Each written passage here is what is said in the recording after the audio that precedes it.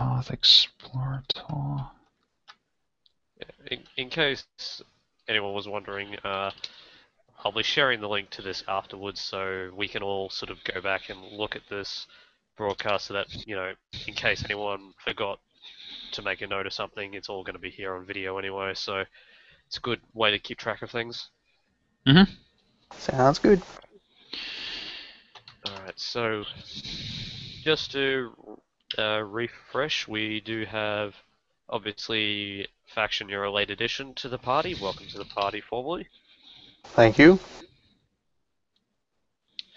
And we do have 3 different characters here. So we have Techie, the Adeptus Mechanicus Explorator. We have Faction, the Tau Fire Warrior. And we have Nob, who will be the Eldar Striking Scorpion Aspect Warrior. Man, what a team! These are the other 3. So we also have Puppet, who is also going to be a Tau Fire Warrior. We're going to have Freeze, who's going to be an Eldar Dark Reaper Aspect Warrior, and then we're going to have Rise, who's going to be the Eldar Seer. So an Eldar Psyker is going to be interesting. Just doesn't seem like it'd be possible. There you go. Yes. It's going to make, let's just say it's going to make warp travel rather interesting for everyone. 25 strength. So I suppose, who would like to go first in terms of just running through their character? Well, I'm still filling out my stats so someone else can jump in. I say start with Nob. Wait, what am I doing? What did I do?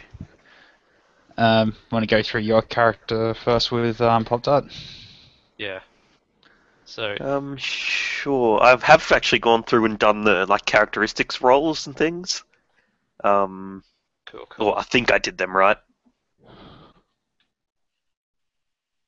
Now I suppose the most important question is, what is your name? Vaithril for the first name. I'll actually type my name in the chat. Yeah, I'm going to have a trouble name. remembering all your names then if you're going to have names like that. Holy shit. Bloody Eldar Xenophil. Vaithril Hatheon. Jeez, okay. Eldar's going to have fancy names. That is true. Damn right they do.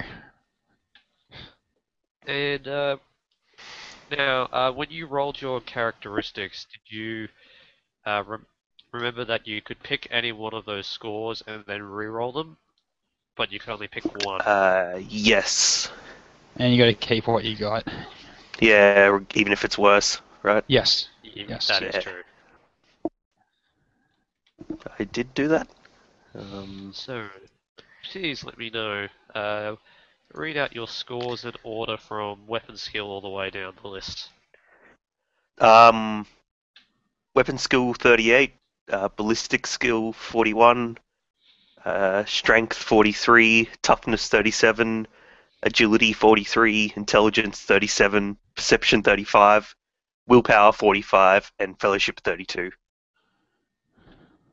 Makes sense. Those are some pretty above average stats. Yeah, yeah. Oh, yeah. Eldar get pretty high bonuses to their rolls.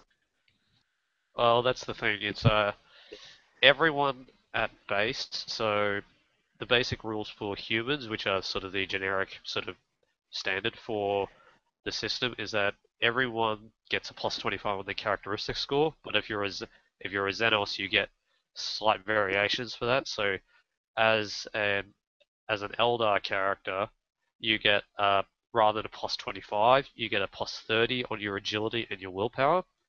But that is counteracted by the fact you have only a plus 20 on your toughness and fellowship. Not very friendly there. No. I'm not that friendly. Yeah, like my the lowest fact stat. that he still rolled a plus 17 on his toughness means he's actually quite hardy for an Eldar. Which will certainly be handy, being in the thick of it as a striking scorpion. That is true. Yeah, actually, when Now, I checked them, all my rolls were actually above 5 5s, which is good, that is always good. above average. Now, so just a question: do you have the Eldar character generation document that I sent you, as well as your uh, specific character career path document, the Strike Me Scorpion one? Yes. All right. So if you go to the Eldar character generation documents, we're now moving on to stage 2. Sorry, just give me a sec. Which one? I think it's that one.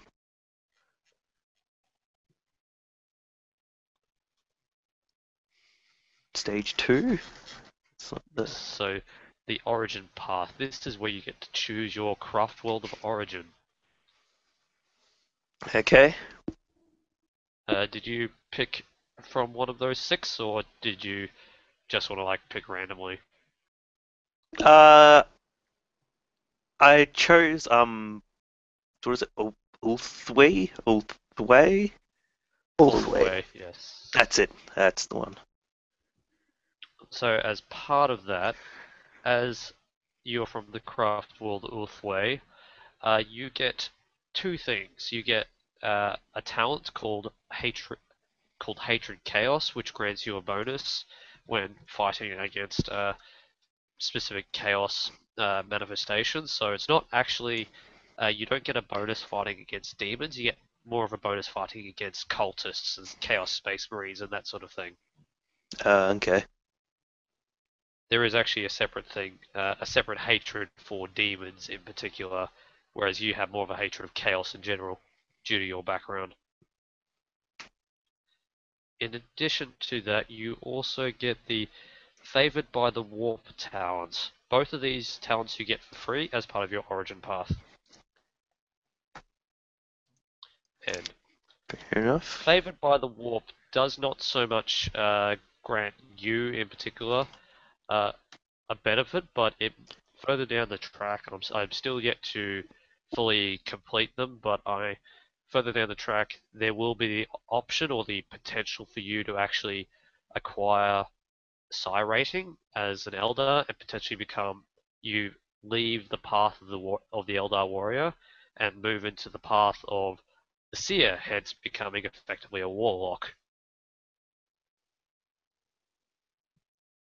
So the talent favored by the warp, whenever a focus power test results in psychic phenomena, you may roll twice on that table and take the more favorable results. As you currently don't have any psychic powers, it's not really that great for you to start off with, but if you ever do acquire psi rating and can actually start casting psychic powers, then it will be quite beneficial for you, because you do not want to be on the wrong end of psychic phenomena. That's basically a critical fail or a critical hit for psi rolls, isn't it? Yes, and then there's a critical for that critical fail, which is not pretty. Basically, I assume it tears a warp thingy open and bad stuff starts happening. Yes, along all the way up to instant death. Just In instant. Pop Dart's mind, that's where all the fun happens. Oh, it's actually quite hard for Eldar to do that, because the moment you start acquiring any sort of psychic training, you do get the potential to better train yourself to not provoke those. But of course, as your Eldar with a higher psychic power or more latent psychic potential than the standard human, if you try and draw on the full power of your psychic ability, you gain a much, much greater chance of provoking the perils of the warp.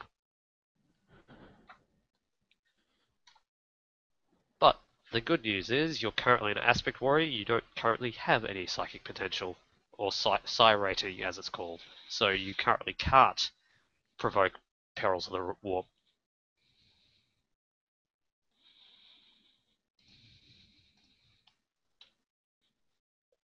Now, the further on in that Eldar character creation document I sent you, there's a whole bunch. bunch of lists of traits and abilities.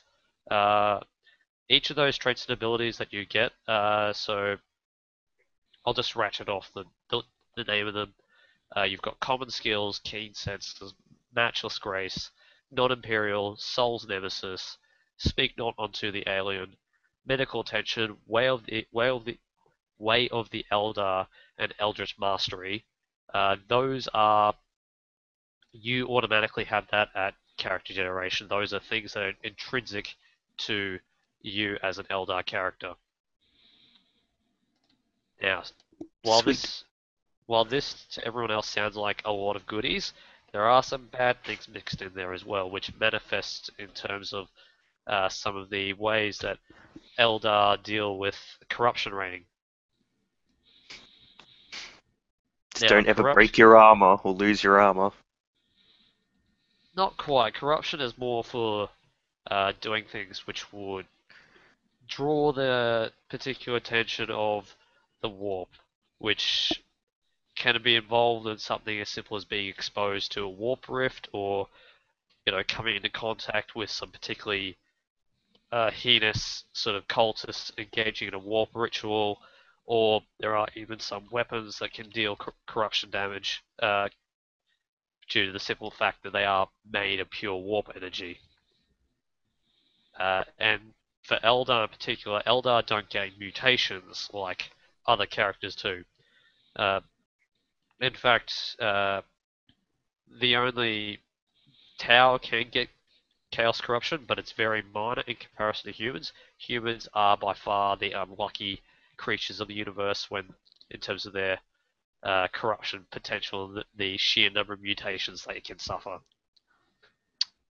What Eldar get on the flip side is that if they start becoming more corrupted, they start becoming more insane at the same time. So eventually, if you gain a high enough corruption as an Eldar, you will effectively become a Dark Eldar without a soul, and have to go through the entire Dark Eldar system of actually having to inflict pain on other creatures to continue living as a functional organism in the universe. Because your soul is being eternally devoured by Slanesh. So that'll be interesting if that happens. I Yes, suppose. it's unlikely to happen, but it's definitely possible. And there's the challenge. There's the challenge. Who Yeah. becomes corrupted first? Faction, you are correct. No Tau has ever been recorded as being corrupted by chaos. Does not mean they will not. In fact, I was actually reading up on it, and way back in the day when they released I think it was a PlayStation 1 or 2 game, Fire Warrior. Yeah, turns out the storyline behind that game was in fact the Tau Fire Warrior had been basically manipulated by Khorne and was slowly being mentally corrupted by Khorne. I was actually not aware that had been retconned. No, that's all good. The Games Workshop retcon everything like every week, so it's impossible to keep track of what's what. That is true, yeah. Yeah. In any case, the rules as they currently stand for Tau, Yeah. just as a sidetrack, Tau do not gain malignancies and mutations, and they actually gain no actual penalty from that. But they still suffer the penalty that if they ever reach 100 corruption points, their character is basically written off entirely because of Okay. severe mental and Trauma. psychic damage. Yeah. Okay. Crikey. Yeah, that's So the 100. yeah, I that's like the that. same for everyone. Yeah. And there are two main systems in the 40k RPGs. There is insanity and there is corruption. If you ever reach 100 points for either of those, your character's basically written off as either too insane to live or too corrupt to live as a functional person. Fair That's point. the goal. I'm already Well, on my way to the funny thing is, technically, if you if your characters reach 100 100 insanity points, I get to pull out my big book of Black Crusade and then start playing with those rules. Awesome. Of course, that's far down the track, but that potentially allows for you guys to have fun performing deeds with the various Chaos Lords. Oh yeah, that'd be fun. Yes, so got a little bit off track there, so I'll return back to you, Nob. In terms of, I suppose before we go any further, we should get to your wounds and fate points. Now, it should be on Yes. page 6 of the character creation guide. It should be down at the bottom of the page. Yep. Yep. So you should have first option your starting wounds. You roll 1d5 plus 1 and then add twice your toughness bonus. So you roll 1d5 plus 1 and then add 6, and that's your starting wounds. What's my toughness bonus? Oh, double my toughness bonus, right? So it's Yeah, plus yeah. 6. So sorry, your toughness bonus in terms of this game, whenever I refer to like something like your weapon skill bonus or your willpower bonus or something like that, it's always the tens digit of your score. Fair enough. What happens if you go over 100? I assume you can't go over 100. It's exceedingly unlikely, but it is possible. It's exceedingly unlikely. It's only generally with the use of drugs or corruption that you can get that high. That's a good roll, actually. That is a pretty good roll. So yeah, you have 11 starting wounds, and I suppose Is that for those. yeah? Oh, yep. Sorry, go on. What's wounds? Oh, I wasn't quite sure what Yeah, wounds actually are. yeah. I was just about to explain that. So basically, wounds are they function similar to hit points in that those are the things that sort of keep you alive. But 40k has an interesting system in terms of how they deal with sort of like life and damage and that sort of thing. So your toughness bonus, so for your instance, your toughness bonus is 3. So your toughness bonus combined with your armor bonus, so say for instance you're wearing Xenomesh, which is for armor. For any part of your body that gets hit, your armor bonus plus your toughness bonus reduces the damage that you receive on that particular part of your body. So, for instance, that's why it actually makes sense in terms of if you're not wearing a helmet, you're actually less protected than you are if you're wearing like a full-on suit of power armor without a helmet. This also ties into the system in terms of there are things such as cold shots in 40k, in 40k RPGs, so you can specifically target a part of someone's body in which they're less armored or they're like obviously weaker than another part, which you can deal more damage that way. And your wounds kind of act as like a soak for that damage. So any damage that beats your combined armor score and your toughness bonus is applied directly against your wounds. Once you lose your total wounds, you then start suffering critical damage, which can be quite severe. Now, critical damage does not mean you die. Critical damage means you might suffer, missing limbs, blood loss, scarring, various other very nasty effects, but there will reach a point where you as a character could reach such a point of critical damage that you will actually die. The flip side on this is that uh, even though you have like a fairly low amount of wounds and the amount of critical damage that you can suffer at which you will start losing limbs and be halfway to death is actually at 5 critical damage. So once you reach 0 wounds, you move on to 1 critical damage all the way up to 10. 10 is instant death, 9 is instant death, 8 is very, very close to death. Hence Sounds why, interesting. yeah, hence why 40k has a system called Fate Points, which can be used to save your life. Which conveniently leads us on to the next part.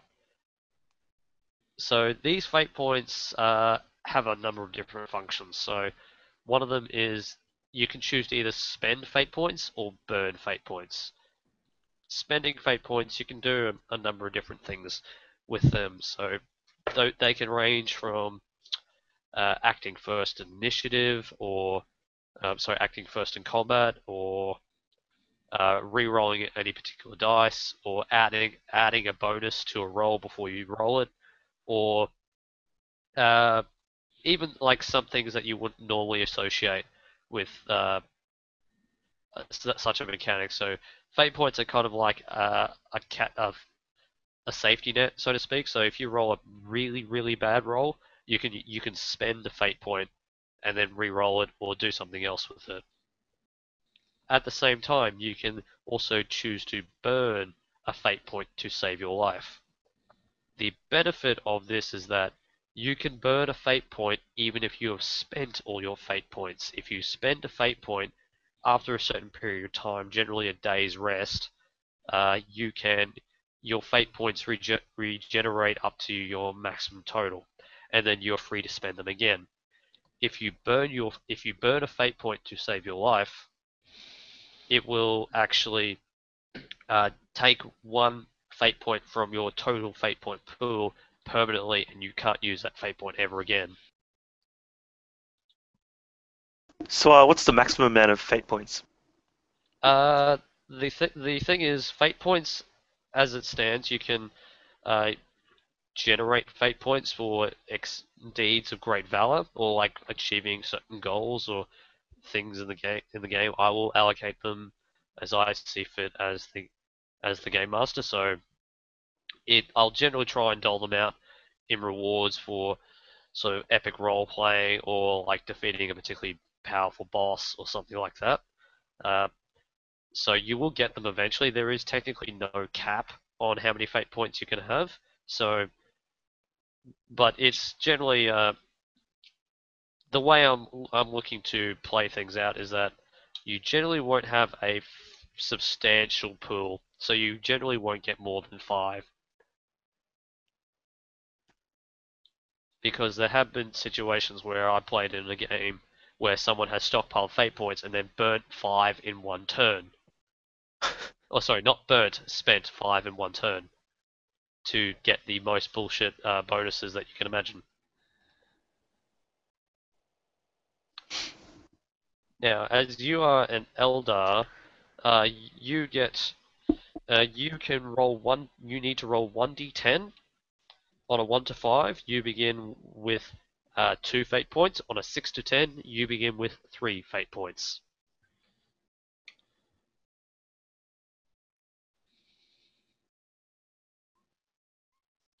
You roll the 6, so you get 3 fate points. Just. Yes.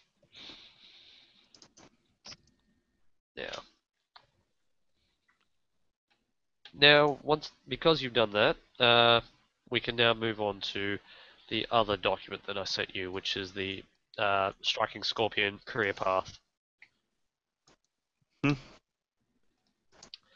Now, there it is.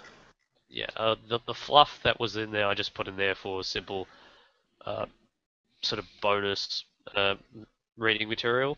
But in terms of your career path, this is basically your class, and unlike in other systems, it's really, really hard, if not nigh impossible, to actually move out of your class and to try something else.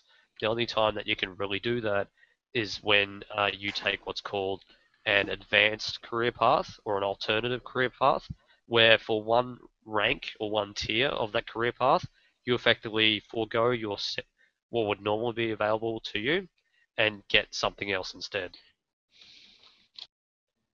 So, because you're Eldar, I'm still yet to fully flesh out what alternative career paths there are for you, but at this moment it's probably going to be on the lines of a Warlock, an Exarch, and probably maybe all the way up to an Autarch.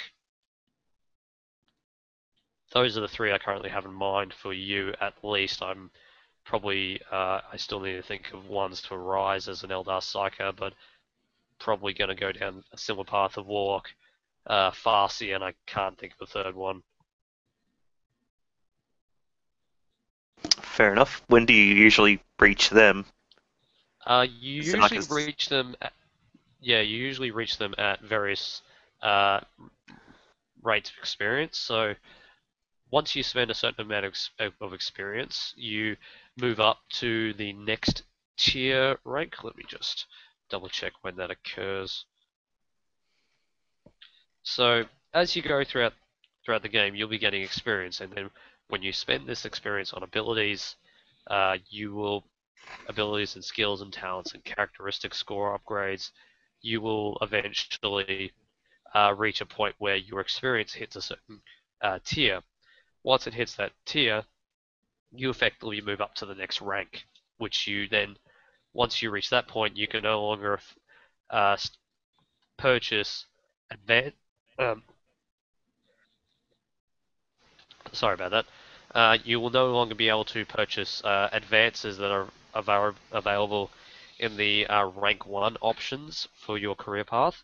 You will then be forced to choose from the rank 2 options. So you can't actually go back. So you can to an extent, but it's actually more expensive to do that. So hence why alternate career paths are things that when you reach a certain tier or a certain rank, every time, like, you can choose to do it at that rank in terms of, instead of, say, for instance, you reach rank 3 and there's an option for you to do something else, you can take up that option at rank 3, or you can take up that option at any rank past rank 3. There are a few advanced career paths that will limit you to must do it at this rank and no other rank, but for the most part, it's literally you have to reach this rank of experience, and then you can do it at any rank thereafter. So you can choose to say it might unlock at rank 3, but you might really want an advance that's in the standard career path at rank 3, and you might choose to take that advanced career path at rank 4 instead. Once you take that advanced career path, though, it's generally a one rank only option. So then once you move up to the next rank, similar thing, you have to go back and to what equivalent rank you would be for your standard career path. So if you took on rank 4 as an alternate career path, once you go up to rank 5, you move up to your rank 5 for your standard career path, and you can still choose to purchase from your rank 4 of your standard career path. It's just more expensive for you to do so. fair enough.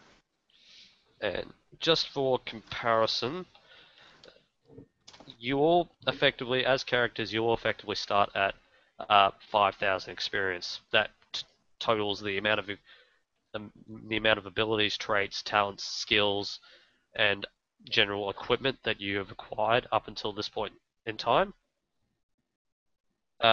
Rank 1 lasts from 5,000 experience up to 6,999. Once you spend 2,000 experience after your starting character, you move up to rank 2, and then it kind of incrementally goes up from there. So from rank 2 to rank 3, it's another 3,000 experience. 3 to 4, that's another 3,000. 4 to 5, 4,000, and then rank 8 actually tops out at 35,000 experience, which is quite powerful. Just as a comparison, for the Deathwatch game system, a standard Space Marine starts at 13,000 experience.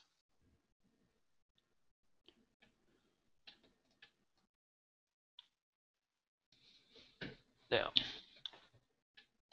as we go back to your career path, you have a list of starting skills, talents, and gear. You get all of that in terms of what's shown there, unless it says it's like choose X number, or you must choose this one or this one. I'd So go. for you, what's that? Where's that actual list that says what I start with? It should be in the Striking Scorpion career path document on the very first page. It's got that. All I've got on the first page is that uh, introduction to the class you've got, and then does it have items? Did I? I should have sent you the full document. Let me just double check that.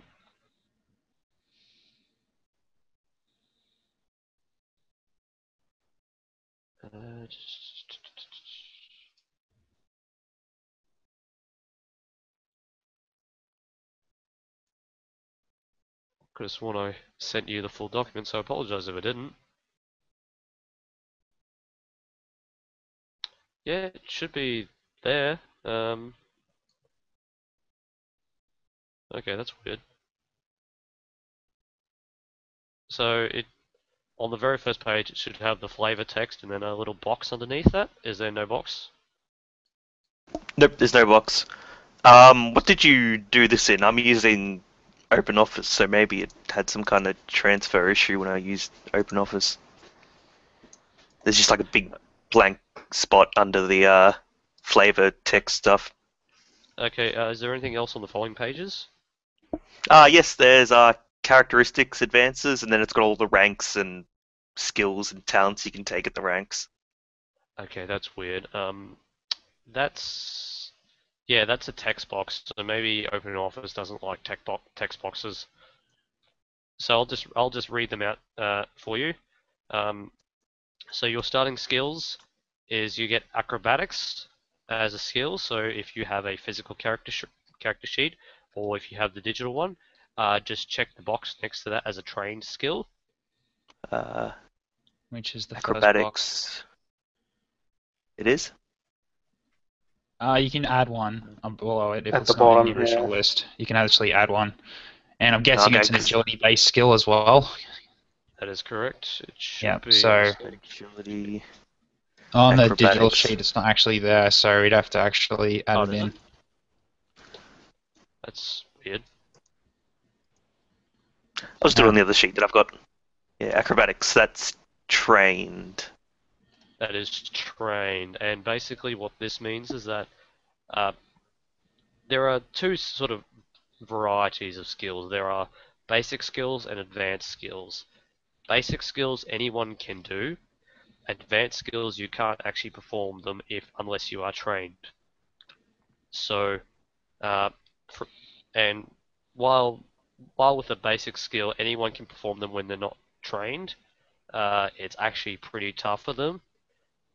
The way the system works is that for pretty much any role, if it's a skill test, if it's an attack roll, if it's a shooting roll or something like that, or a psychic power roll, aside from a few things like initiative and damage, you generally roll 1d100, and your entire purpose is to roll below your characteristic score for that required ability. So, for instance, if you're trying to strike someone in melee, you are trying to roll below your weapon skill.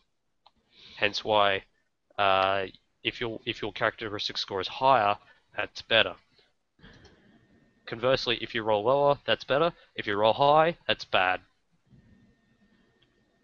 It's confusing, so it's the opposite of like normal D&D. You want to roll low instead of high. Yeah, you do want to roll low in this. For instance, because you have a trained skill, you can roll that acrobatic skill at your full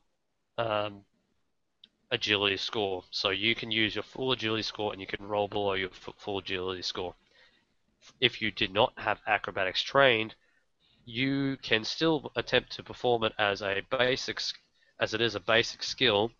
The only issue is that as you're untrained in it, you have to roll below half of your characteristic score. Good luck getting that. Yeah, it makes things a lot trickier. So, and then further training in skills and things like that will give you additional abilities and bonuses as well. I'll just continue reading through the rest of these. So just make a list on the document if it's not there, but I believe most of these should be on the document. Can't remember where I saved that. Oh, so these are your starting skills that you start out with as trained skills. Acrobatics, which is an agility skill. Yep. Awareness is a perception skill. Okay. A common law, and then in brackets war. So that's Or WAR, okay. which is an intelligence-based skill. Hmm. You have concealment, which is an agility-based score.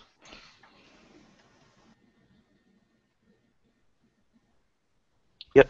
You have silent move, which is an agility-based score. So just Silent to put move.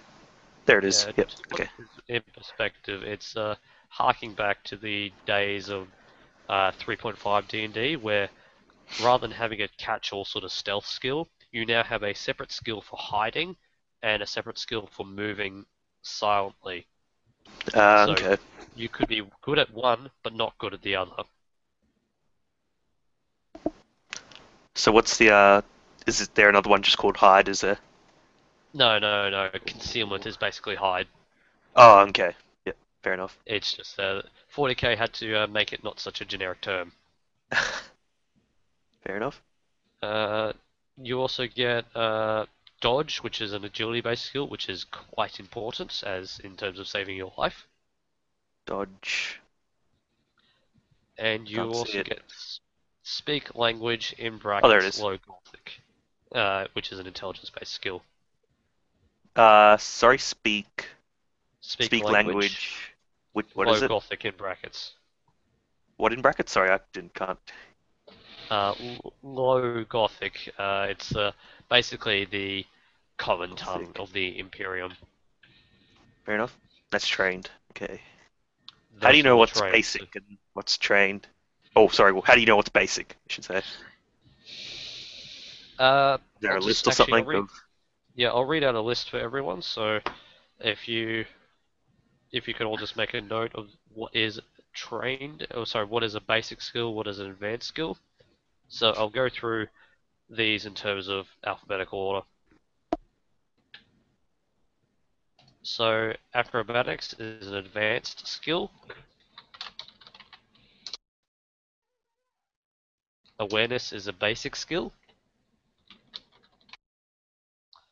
Barter is a basic skill.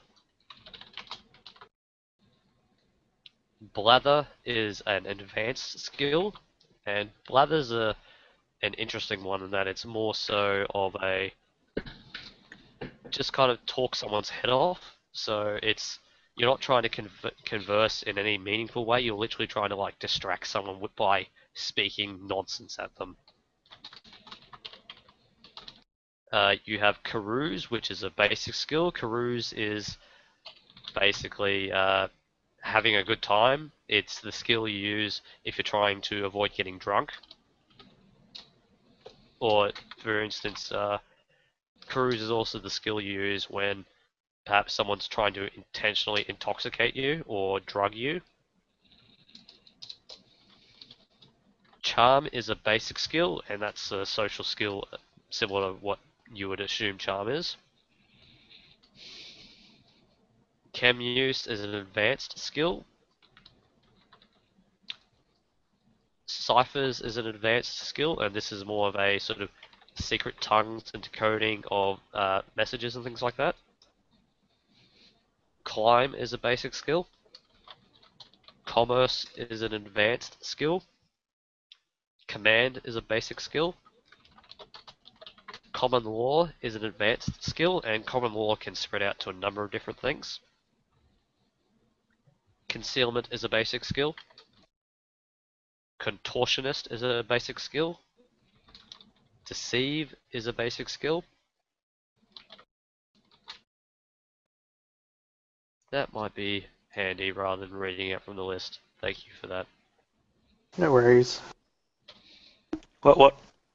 What'd I miss? Yeah, it's it was in the I probably should have just referred you guys to the actual Rogue Trader core rulebook. I linked you guys, but my yeah. faction has done the service of linking the page in particular. It doesn't come up with anything on mine.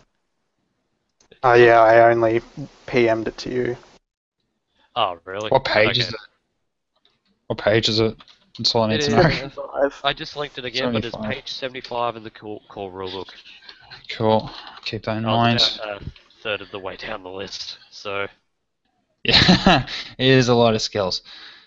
yes. So I've linked it there if That you will be can helpful. kind of find it, but it's on page 75 on the core rulebook. Cool. I keep it. I'm just noting that page because I'm gonna need it when I start doing my skills. Yes. So now that we've done that, we also come back to your starting traits as an Eldar. So of those list of traits and abilities that were in the sort of Eldar character creation document guide, you get the specific ones. You don't get. I was incorrect in what I was saying before. You don't get all of them. You get the specific ones because some of them are depending on your background and your career path. So you get the following. You get the Keen Senses trait. You get the Okay. Matchless Grace trait. Sorry, just give me a sec. Oh, yep, sorry. Uh, Actually, hold on. Done. Oh, that's easier. Those ones I just like. Yeah, I'm just like, I'm doing this way too hard. Yeah, we've got a chat. There's one right there. Google Hangouts, that's what I want. Okay, so they're all traits, are they? Yeah, they're Basically all on the list feats. of They're equal to feats in like D&D, are they? No, feats in terms of what they're like in 40k RPGs, they're more talents. Traits are sort of inbuilt abilities that you always have with you. For instance, some of these traits actually give you special talents as part of your background. Other Okay. ones guide how they affect your character in certain situations. And considering you can't actually see any of the text boxes, I'll need to do up these other Eldar rules for in like a separate document and send them through to you because they were in text boxes in the creation guide as well.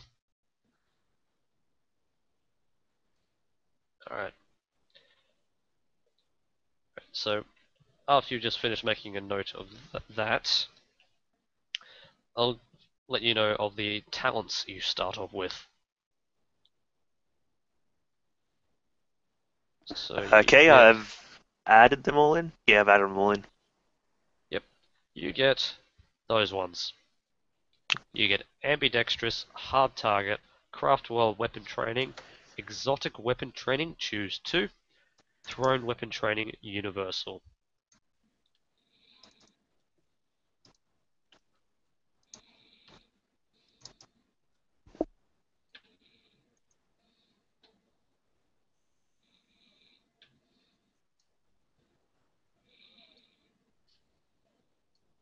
Now, in terms of those ones, there are a few unusual ones that aren't in the core rulebook. The craft world weapon training is one that's in the Eldar character creation guide, and basically what that means is that uh, all the standard craft world Eldar weaponry that I linked to in the big craft world Eldar weaponry Excel spreadsheet, All of the standard ones you can wield without penalty. It's kind of like a catch-all term for the standard weapons that would normally be available to a Craftworld Elder. Fair enough. On top of that, you get to choose 2 exotic weapon training talents, basically, and these must be in relation to 2 specific weapons. As an Eldar striking Scorpion, I highly suggest you pick a exotic weapon training Scorpion Chainsword and exotic weapon training Manta Blasters.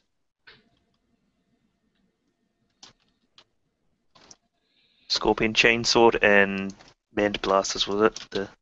Yes. That's your helmet thing, isn't it? Yes, it is. And basically, by having weapon training in these things, you can wield these weapons without suffering a -20 penalty. It'd probably help. Yes. Now, on top of that, you do get your starting gear. So for you, in particular, you get a good craftsmanship exotic craftworld weapon.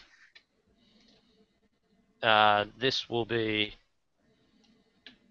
you can choose this to be either good quality, good craftsmanship quality Manta Blasters or good craftsmanship quality Scorpion Chainsword. What does good quality do? Let me Or just good double craftsmanship? check. So if a weapon is good quality, melee weapons of good craftsmanship add a +5 bonus to weapon skill tests made to attack. If a ranged weapon is of good craftsmanship, it has the reliable trait, which means that it is exceptionally hard to jam. It will only jam on a natural 100 roll. I will go with the chainsword because you can never go wrong with having a good old trusty chainsword. Bring Actually, on the choppers. Sorry, I was relying on my knowledge of the only war rules. If a reliable range weapon jams, there is a 10% chance that it has in fact jammed, but a 90% chance that it has not jammed.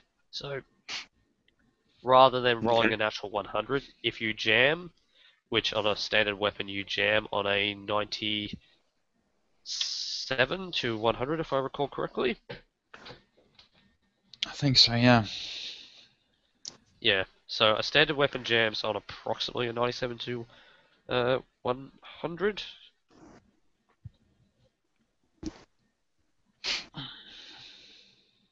I'll need to double check that because I was that's been changed a little bit. But yeah, so if you pick a good quality Scorpion Chainsword, then you have a +5 to weapon skill tests with that weapon.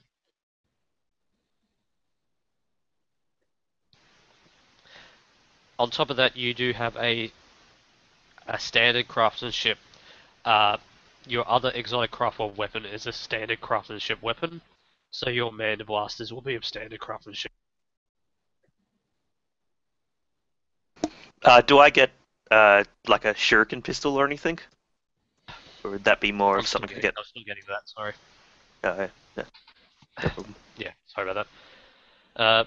So you get standard quality Manta Blasters, so they're just as written in the spreadsheet in terms of their stats. There's nothing special about them in terms of quality or any other bonuses. You do get 1 best craftsmanship shuriken pistol. Best craftsmanship. Yes, a best craftsmanship. A ranged weapon of best craftsmanship never suffers from jamming or overheating. Oh, that's good. On top of all that, you also get a standard craftsmanship Xenos fighting knife, so that's as written in the spreadsheet as well. You also have medium Density aspect armor, which, if I just refer to the spreadsheet, medium density aspect armor is you have armor value 5 on all locations. Sorry, medium 5 aspect or armor, 6? armor value 6 on all Yeah, okay. locations. So how does You, this work? Like, why is there 1 to 10 and 11 to 20 and stuff like that? those are the, for instance, if someone decided not to,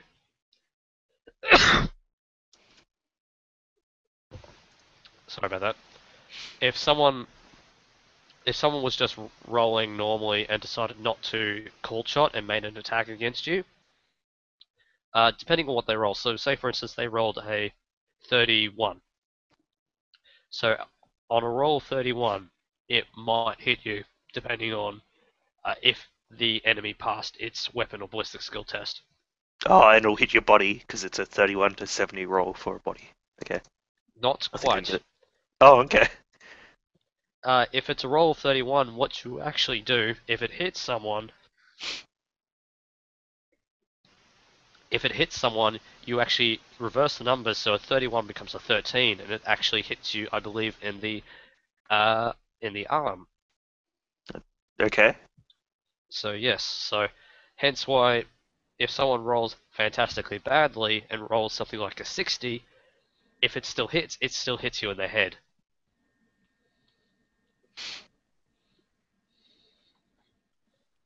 And like that's the same thing that can apply for you guys.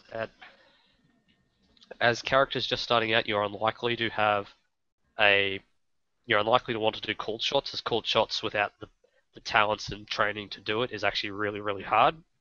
Yeah.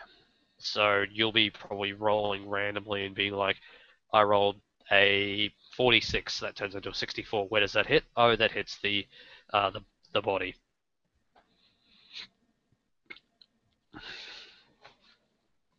So I'll just rattle off the rest of your stuff. So on top of those weapons and armor, you also get a spirit stone, which is embedded into your armor. Where should I put this? I guess in gear? Yes, Is it? this is gear. This is all gear that I'm listing out. Okay, so Spirit Stone. You Okay. have a Xenos crafted medikit. Zenless crafted medikit. You have 2 clips of shuriken pistol ammunition and 2 clips of Manda blaster ammunition. Can pistol clip. And on top of that, you have 2 plasma grenades. Okay. Be nice. And now that that's all done, that's basically your character all done. However, at this stage of character creation, your character is only treated as having 4,500 experience. What you now need to do is that to bring your character up to the starting rank of 5,000 experience, you have 500 experience in which to play around with. What you Okay. can do with this 500 experience is you need to purchase from the either the characteristic advanced table or the rank 1 Scorpion advanced table and spend experience up until you have entirely spent that 500 experience. And this can be from anything. Okay. So Uh, what about ones that are like, see, one here, it's silent move. Yes. What happens if I take that skill? So if you spend 100 experience to get that silent move skill, that basically means that it becomes a trained skill. So you're no longer doing it at a penalty. I thought, I thought I was already trained in that. You are, because there is, as part of that, this is kind of like I've had to adapt this from a number of different Okay. other That's fair characters, enough. but even in the written rules for characters, they will have uh, talents and skills and stuff that the character actually already starts out with, but are still included in the rank 1 stuff. So I was kind of keeping in line with the derpy of whoever wrote the book to begin with. Fair enough. So I don't So need to worry about those ones, like dodge and concealment and silent move. pretty much, yeah. Okay, But cool. you must spend all of that 500 experience. You can't leave any left over. You have to spend all of that 500 experience. Okay. What happens if I purchase characteristics? Do I just So yeah? yeah, in terms of purchasing characteristics, just need to confirm I'm not about to get this wrong because the rules might be different.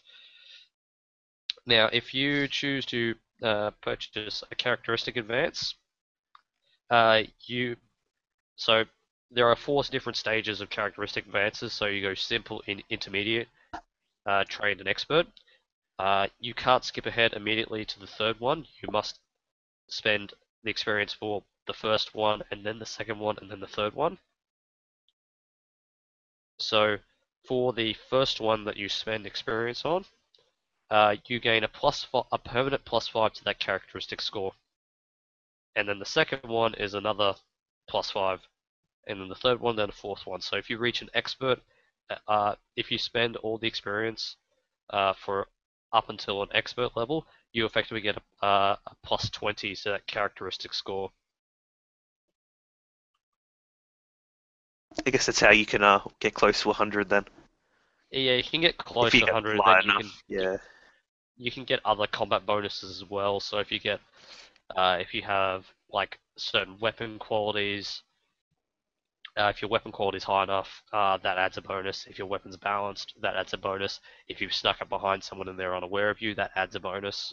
So if you have all of those 3 circumstances I just outlined, that's a +50. Okay. So in those rules, you would effectively need to roll under 110, but that's unlikely to happen until close to the end of that's a high level character, or that's an Yeah. especially min-maxed character. Those are characteristics. Are they locked to any ranks, or can I just like purchase them? Like, can I not purchase any weapon skills until say I'm rank 5, and then start purchasing simple, intermediate, and trained? Nope, you can do those at any time you want. Okay, that's cool. Obviously, if you get to a point where, say for instance, you go weapon skill 1 and then simple weapon skill and then intermediate weapon skill, obviously that's 350 experience. You won't be able to spend your full 500 experience points, but you just need to spend as close to 500 as you can. Fair enough. Okay. So I'll let you peruse that while I move on to someone else. Who would like to go next? Sorry for keeping you guys waiting. A That's lot fine. of these talents, they're just in the handbook you gave us, are they? Yes, the all of those are core rulebook talents except for the last one, which is in the Eldar character creation guide. That's a specific Eldar character one, so that one was called the favored child of Isha.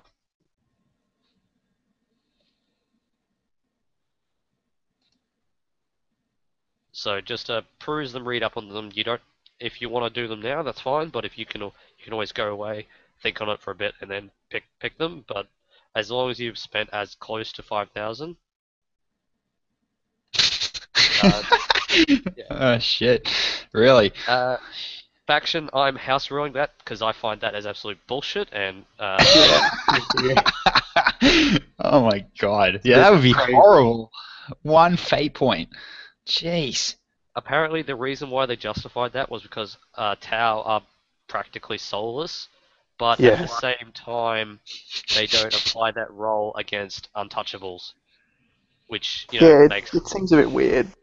it is weird, particularly when you think of it, and it's just like Tau only get 1 fate point, Orcs get a maximum of 2, Kroot get a maximum of 3. Yeah, that doesn't make And sense. a starting human character, depending on their background, can get a maximum of 4. Yeah, I believe I've got 4 when I was going through mine earlier. I think I had that sent here. That's right, yeah. So I suppose while Nob's busy looking through his options and seeing what he wants to pick, who wants to go next? Because I can do either of you, because both of you have practically like the rules in the books are all set for you guys. So less of me having to refer to my own potentially. You can go, Techie. preferred. I've pretty much just got to roll my characteristics and I'm done. Yeah, my characteristics have already been rolled along with stuff I've grabbed from my origin path, so it'll be actually pretty quick to go through mine. So yeah, all right, we'll go through me. Yep. I'll just considering you're at that stage, faction. For the Tau, apply the same roll as what I got Nob to roll earlier. So 1 to 5, you get 2 fate points. For a 6 to 10, you get 3.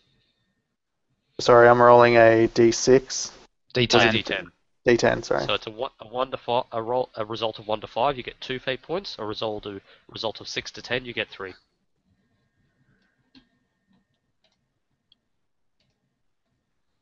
Oh god, stupid 3D. Why did I put 3D dice on?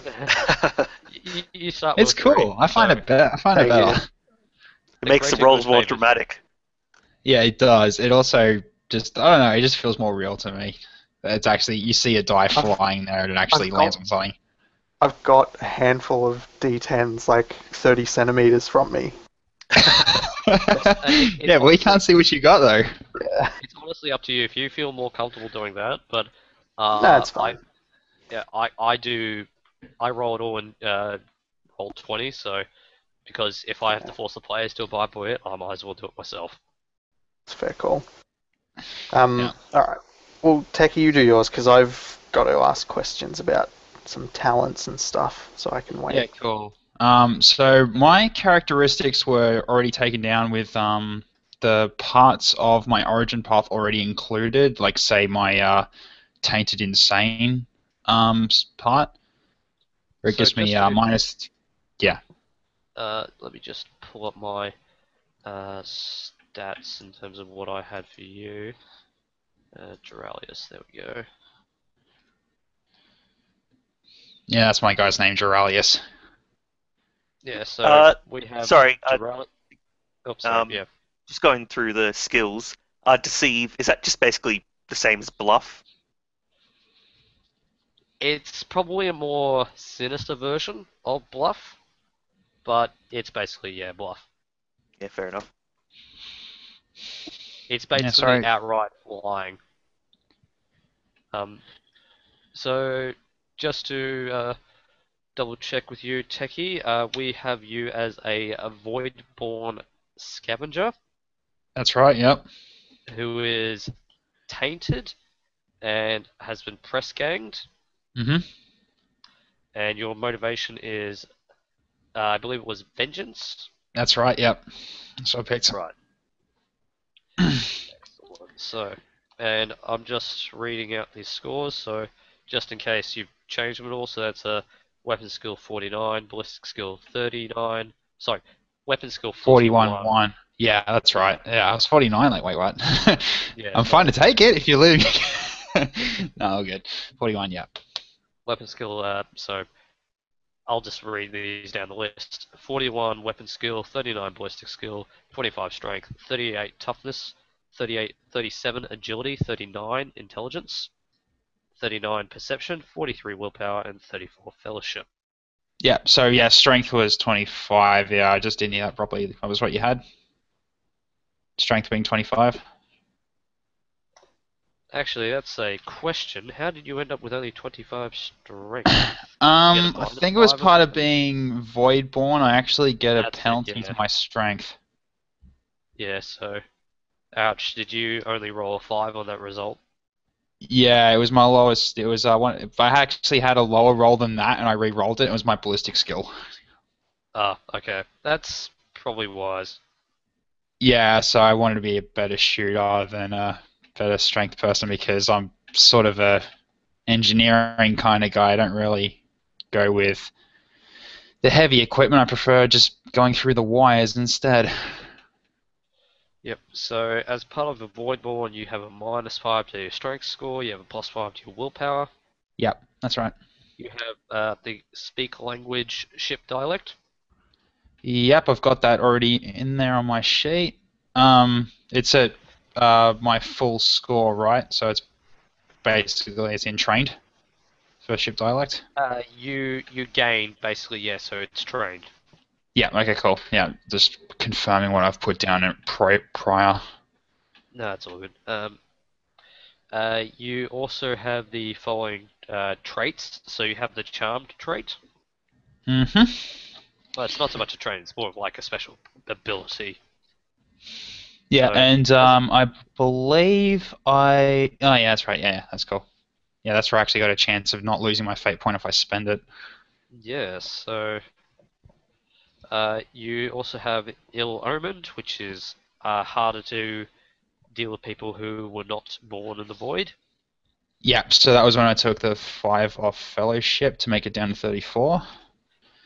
That's actually not a penalty to fellowship. It's actually a situational penalty. So Oh, so it's if you're, still so it's actually back to 39 then. Okay, yeah, I took so that down. it's only in situations where you're speaking with creatures who weren't born in the void would you have that -5.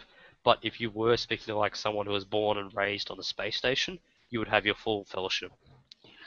Oh, okay, right. Yeah, didn't get that earlier. All right, well, that's cool. Got some points back. That's great. Yep. So for you, you gain navigation stellar and pilot spacecraft as untrained basic, which means that even if you're not trained in those skills, you can still attempt to perform them just at half of your total score. As basic. Okay. Navigation And Stellar was what kind of stat? I nav- can't remember. navigation is an intelligence, and pilot is an Intelligence. agility. Pilot is agility. Yeah, I actually had that in my advanced. I might move that. Yes, they're no longer considered advanced skills, they are now considered basic. Agility. There we go. Cool. So they're both just basic, not trained. That is correct. So even if you don't actually spend the experience to get them trained, or you don't receive them trained for anything else, you can still technically perform them. Okay. You're accustomed to the void, so you're immune to space travel sickness, and you do not consider zero or low gravity environments as difficult terrain. Mhm. So your starting wounds, let's see, where were your starting wounds? Your starting wounds were 9. Yep, that's what I got. So your toughness bonus was 3, so you doubled it, so it's 6. So you rolled a 3 on a 1d5. Yep, that's right. Remember doing that earlier. And you got 4 fate points, so you rolled a 6 to 10 on your roll. So Mhm. as a Voidborn, you are more prone to the fluctuations of the general ethereal nature of space, so you're just lucky in that regard. Yep. Yeah, I Um, believe on that I got a 7 on the fate point roll. Yeah, that's right. yeah, so Voidborn, as a scavenger, you gain the Unremarkable or the Resistance fear talent, which I believe you. What did you end up picking? Um, don't think I actually put that down. Hang on, I'll actually go find that. Scavenger. Okay, here we go. So, Unremarkable basically means that people are less likely to remember you. Resistance fear means that you're harder to scare. I would say I would get the resistance fear talent. So the Resistance Fear talent, you gain a +10 bonus when making tests to resist the effects of this uh, group of general things that you're resisting. So every time I ask you to take a fear test, you get a +10 bonus to resist the fear.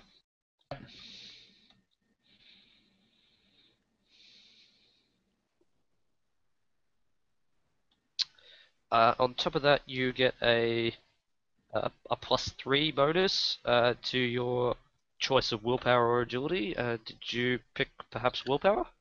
I actually didn't pick anything on that yet. Actually, where should I go with this? So, 3 to my choice of was it It was willpower intelligence or... or perception?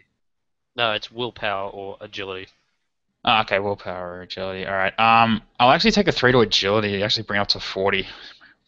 That is beneficial because in terms of agility, your agility bonus. So, for instance, the 10th He's gonna go up instance to of your 4. Yeah. yeah. So, uh, will actually mean that if you say, for instance, have an agility score of 35, your agility bonus is 3. So, in a half movement action in a round of combat, you can move 3 meters. If you have an agility bonus of 4, so for instance, if you have an agility score of 40, you move 4 meters. Yep. So I'll increase my agility to 40 there. Awesome. Yep. I noticed on your character sheet you have currently 9 points of insanity. Is this inclusive of the choice for scavenger? No, this was from the tainted one. I tainted insane. I suffer 2d10 insanity points. Oh crap. Okay. Uh, tainted. Yeah, so You it's chose one of the following results. yeah, so I picked insane. So I suffer my choice of either -3 fellowship or -1 fate point. So this is where I took 3 fellowship points away, Okay. and I gain 3 toughness. The peer, the peer, which is called the insane talent, Yep. and suffer 2d10 insanity points, in which I rolled a 9 for. So to be fair, I could have got a lot worse. I'm just going through like all the different steps because I had a feeling that, you know, considering the sheer amount of stuff to keep track of, that some things would be overlooked. One of the things with scavenger is that on top of those other things that we already went through, you suffer your choice of 1d5 corruption points or 1d5 insanity points. Oh shit! Just I gotta go do full that as well. insane, Jackie. Get some awesome stuff from insanity points. I'm gonna get corruption points actually, so I'll do that in a sec. Really? Yeah. Kind of heretical there. Well, you know the past I gave you. You can sort of see I Yeah. might be considering maybe turning against it. We'll see. Interesting.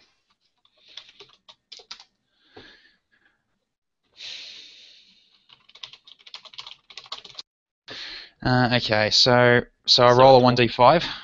1d5. I probably should.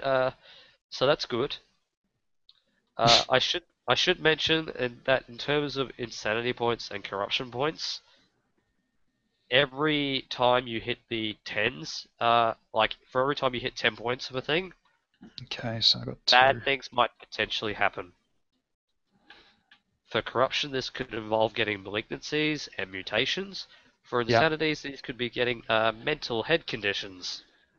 Well, I only got a 2 out of that roll, so it couldn't have been Yes. that bad. You are very, very close to getting a long-lasting mental trauma, though. For insanity. My character's already fucked up. This is great. Actually, I just wanna read out the list for you so that you know. I must have missed that one, like, with the whole 1d5 corruption or thing points. I must have missed Well, that. it seems that you didn't like. Just as you were going through it, you must have overlooked just the entire scavenger stuff because you missed out on all the bonuses there as well. Oh yeah, okay, yeah. So now I'm seeing it right now. I must have missed that when I was scrolling through the pages. Yeah, my bad. Yeah.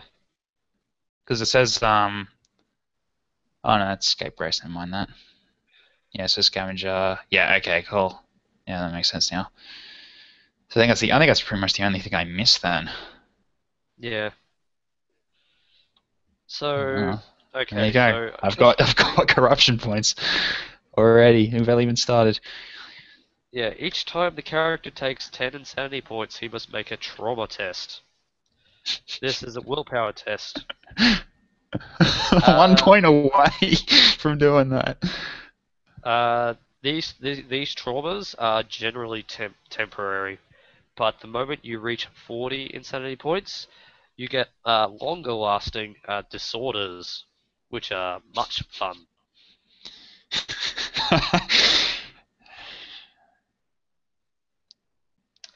Oh, and I get to choose one of these. But that's 30 insanity points away, so you've got time yet. Awesome. Well, just that little bit closer, guys. We should So- booby trap the ship so that we can slowly drive you more insane. Okay, actually, that faction, you bring up a good point. Considering the uh, very different cast of characters we're going to have to deal with as part of this party, I've had to GM rule this and say that you won't be starting with a functional ship. That sounds fair. Oh shit. The Okay. the starting part of your adventure will be planet bound, but there will be the opportunity to acquire a vessel and take to the stars. Okay. So this is basically just the very, very beginning of our journey before we even get our ship. That's pretty cool. Yeah, so it was simply the case is that the rules as they are currently for the rogue trader system is that generally the person who's playing a rogue trader character gets given a ship, as no one's being a rogue trader, and the most human of the entire group has been insane and bound to a space shuttle for however many years. It's not Yeah. exactly ideal. Alright, so it's press ganged. This is basically. Alright, so thanks to your shattered past, you gain a single skill as long as it has no prerequisites for your character. So you gain this as a trained skill, and the options for this are up to you unless it requires, like, for instance, so you can't pick up a star rating. Yeah, of course not. Okay, so I guess I go down to the skills page then. Down to 75. So anything that doesn't really have prerequisites. Yeah, so that's pretty much only Cynicians, really, because that has a prerequisite of you need a star rating. Okay, so just one trained skill. I think I'm actually just going to put down tech use as a trained skill. All good. You might end up receiving that as part of being an explorator. Oh, But if do I? explorator, you get tech use. Yes, But is it actually trained or basic? it's a trained. Oh, okay, so I can just pick something else. All right. So Okay. all the starting skills you basically count as being trained. Okay. All right. So.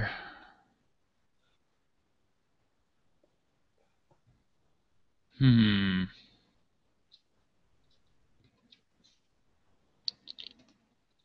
Okay, so you said I got pilot as basic right now, don't I? That's correct. So you can use that without penalty. Sorry, no, you can use that at half your score unless you get it trained. At which point you use it without penalty. Hmm. I might actually put pilot on trained with this then. So pilot's spacecraft is currently trained. Yep, we'll go with that. You may also either select a single additional common law skill and treat it as trained, or improve a common law skill you already have by one level. Uh. So increase my ship dialect, or I'll go for something. I'll go for another one. Oh no, no, speak language. Sorry, common law. Okay. So where's the common law branches? I've So just got to there's look through quite a these few. now. Yeah, I'm just trying to find out where they all are. Oh, here we go. Common law, advanced investigation. Oh, there's a lot of them. Okay. There are a lot.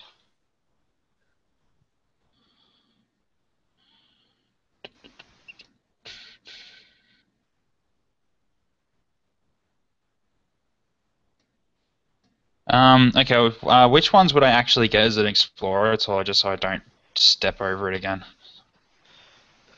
As an explorator, let me just double check. Explorators get common law, machine cult, and tech.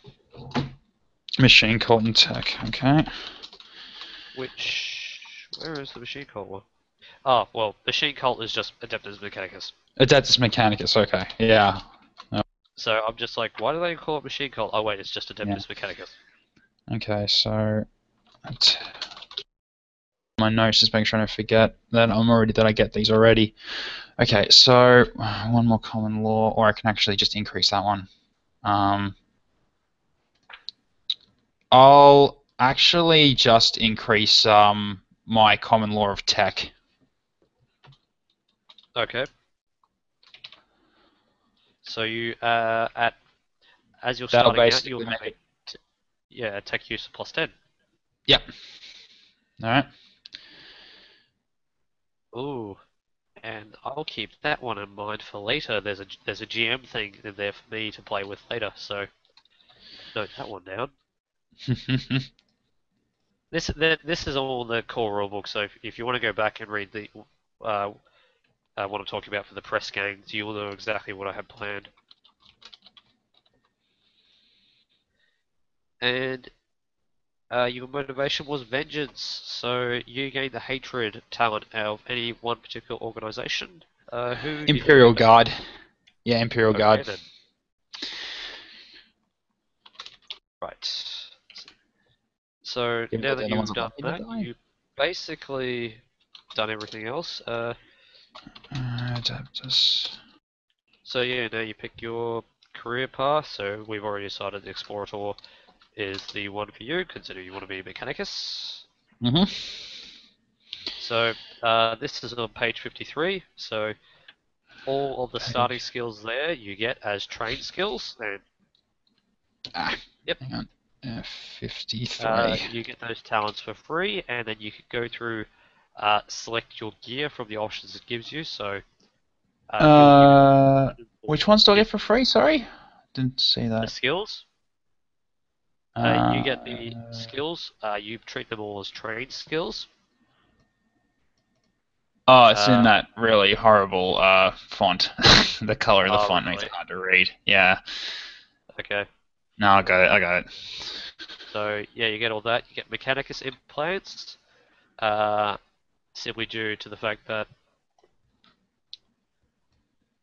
well, you're a Mechanicus, so you have minor implants. That's on page 366. If you want to read up on those. From what I can read, they don't do anything in Yet. particular for gameplay, but they have the potential to be upgraded, sort of thing. Yeah, I remember that from Dark Heresy with TV Yeah. doing that with Ismuth, getting an extra armor basically he got. Yeah. So yeah, okay. So machine. Everything else, your gear, they give you options there, so you get some things automatically. You get other options, for basically weapons, so you can choose what type of weapon you want to wield. Mhm. But everything else is there. And then once you finish going through all of that, noting down your skills, your talents, and your weapons, armor, and gear, Mhm. then you can go through the same thing that Nob's doing and have a look at what potential what you want to spend your 500 starting experience on, and Yep. you can choose that from either the characteristic advance scheme on page 53 or the rank 1 options just below that. So what does it mean with the whole simple intermediate thing when it comes to the So characteristic advances? I uh, I mentioned that to Nob before, so it's Sorry. simply a scaling thing, so that you can't purchase an intermediate advance without buying the corresponding simple advance before that. Okay, yeah. Sorry, I must have And missed that. All right, yeah, cool. for each level of that, you gain a +5 to that specific characteristic. All right, cool. Yeah, I'll get started putting the whole starting skills, traits, and all that together, and yeah, I'll let you know what I get. Yep, I'll come back to you later because considering I've made the decision to allow Eldar into the game, I need to give you, Faction, and Puppet an extra bonus considering you have to put up with elves. Woo! Alright. Themselves. Bloody I'll Xenos leave- filth. I'll leave you to do that, Techie, and I'll move on to you, Faction. Cool, Sounds thank like you. you're almost done anyway. I just have to roll characteristics. What was that, Nob? I have a question as far as some of my traits go. Yep. In the Matchless Grace, you said you get the unnatural agility ×2. What is that? Yes. So their unnatural agility ×2 basically means that in any instance when your agility bonus will apply, except in the instance when you're using your agility bonus to calculate your movement, this is the only exception for that. But for instance, there are the two talents that you get with that ability, with that trait. So Catfall and Sprint. Catfall actually enables you to basically treat a fall distance basically in terms of calculating fall damage. You can basically reduce the fall damage by your agility bonus. Because you have unnatural agility ×2, you multiply your agility bonus ×2, and then you use that higher agility bonus for the purposes of that talent. Okay, but not for sprint? For sprint, it's basically for every other situation aside from calculating your base movement. Okay. Let me just find the page. The unnatural characteristics rule is explained in the book. Let me just find the page for that. Page 368 of the core rulebook has the rule for unnatural characteristics. If you want to read up on how they describe it, probably explains it a bit better than me.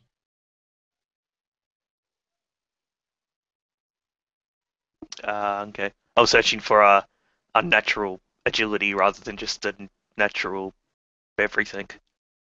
Probably why I couldn't find it.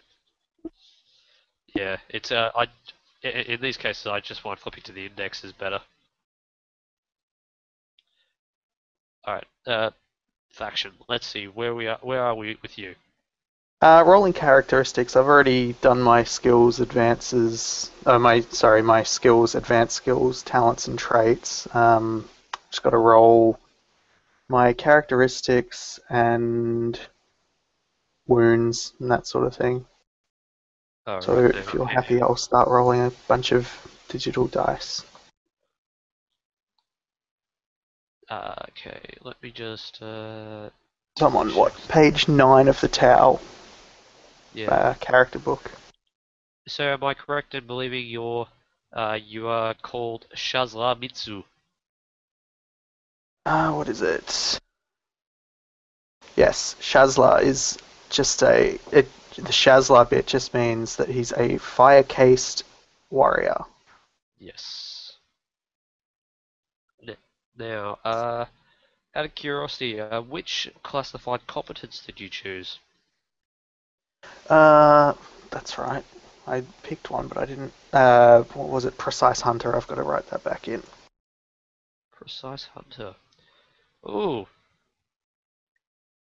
Very nice. Yes. Hoping so. It's all very dependent at the moment on the other Tau. I mean, that's pretty much how the Tau are. Like, it's all affecting other Tau, but yeah. Coincidentally, he also picked that. Oh, But if you're gonna be a Pathfinder, I might be able to sway him out of that. Could. I mean, I'm happy to change if... Yeah, I just wasn't sure if he'd picked anything. Tell you what, you keep that. I'll talk to him and see if I can change his mind. Because considering his character, it does not really suit him. Okie doke.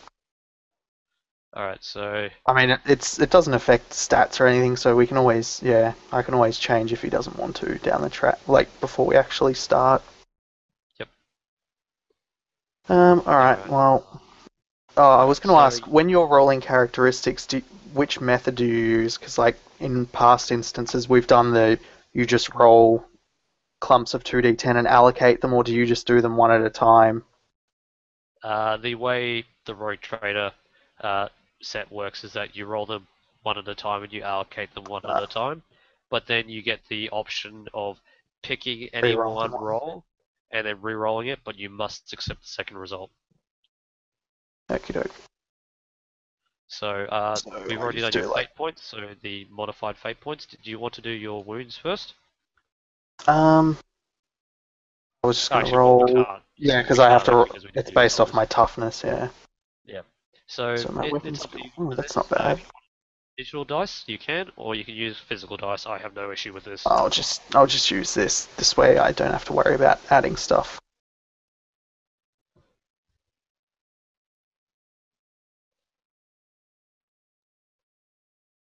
That is a pretty good ballistic skill to start. Holy Yeah. crap, that's a fantastic ballistic skill for a tower. I was planning on Weapon and taking ballistic 2 skill. advances. Yeah, I was planning on taking 2 advances in my ballistic skill too. Well, You're ballistic going to be skill- hell of a shot then if you get that. Yep. Well, I hope Pop Tart doesn't throw some really, really hard enemies at us to Oh, compensate. My strength, though. I mean, not that that's much of an issue, Ow. but yeah, My strength's 25, man. It's not that bad as that. that's true. Oh, man. Okay. This is the test. What's my toughness going to be? Oh, 29. Oh, cool. That's. Look at I'm the servo definitely skull. going to be re-rolling that one at the moment. Yeah, at 2 and 2. Yeah. Yeah. I actually get a pet servo skull. That's awesome. Nice. Yep, that's on page 375.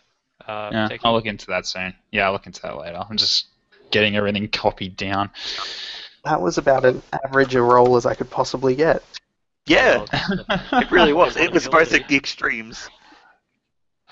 Both extremes there. If it was an 8 plus 2, it would be like the opposite way around. What's my perception going to be? That's alright. That's a pretty good roll. Yeah. Anything over You're plus rolling 5, pretty good. plus 5 is Yeah. good. Yeah. See, all mine were actually over plus 5, which is... Well, one wasn't, but then I re-rolled it, and I think I got... Well, the only score you've really rolled less than +5/+5 is strength Toughness? and toughness. Yeah.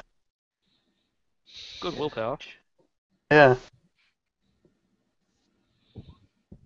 Good fellowship. Good fellowship. Now, which of Wow. those would you like to re-roll? I'm going to re-roll my toughness. Oh. Yeah. 2 and 2.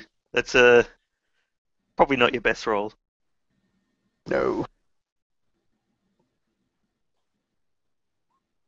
There you go. That's better. To be fair, I remember a game when I was playing, and it was an only war game. I rolled a 96 on a roll, and I Yeah. thought, like, I'll spend a fate point to re-roll that. Rolled a 99. Wow. Okay, so establishing my toughness is at 1d5 plus 2 and twice my starting toughness bonus. It's not listed in my book, but yeah. Yep, so that's correct. So it's a 1d5 plus 2, and your starting toughness bonus is a 3. So it's 1d5 plus 8. That's not bad. There you go, Weapon. same as Techie. Woo. Same as me. We all get 11. Oh, I think Wait. Techie, you're on. No, I'm on 9. I'm on 11. That's right. Woo. You're all pretty healthy. dirty. Yeah. Okay, so now I've just got my XP allocation as far as I'm aware. That's correct. So you have all the Tau traits that is listed in your Fire Warrior. You also get the starting skills as trained skills. You also get the starting talents for free. You also get the Yeah. starting gear. So I'm curious, what did you pick for your starting main weapon? Pulse rifle. I know that my ultimate goal is to be a pathfinder, but I want the range of the pulse rifle for now. I was worried about how tough I'd be. So, sit back a bit.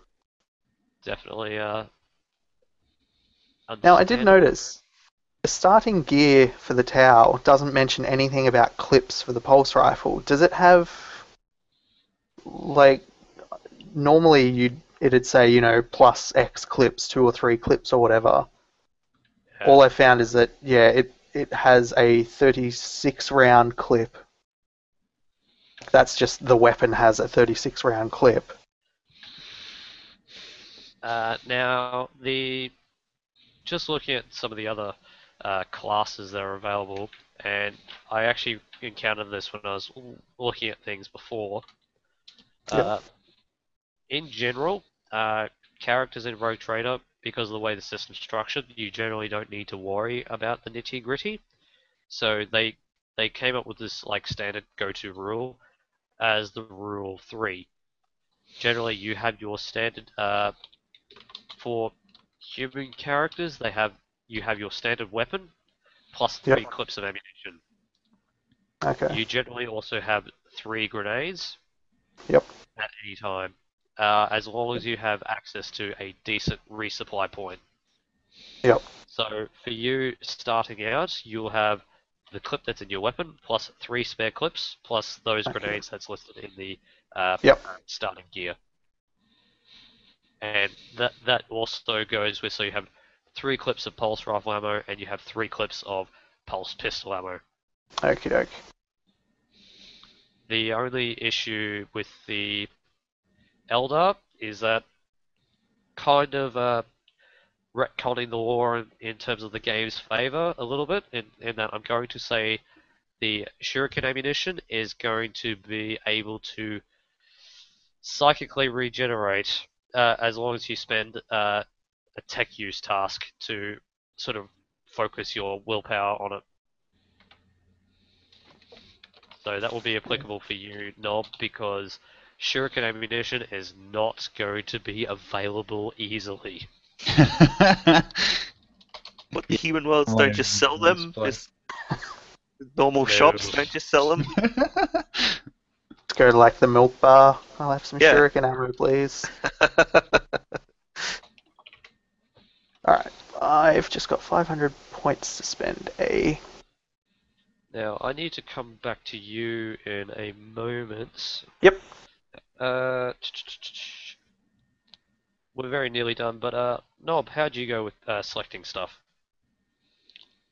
I am probably going to take tracking as a trained skill. Quick draw as a talent, and weapon skill, a simple weapon skill bonus advancement, Right, so which will you cost have a exactly 500. Yep, so you have a +5 to your weapon skill, which means your weapon skill is now 43. Yeah. And you currently have tracking and as a trained skill, and you have quick draw as a talent. And quick draw is quite handy. You obviously read up on it, know what it does?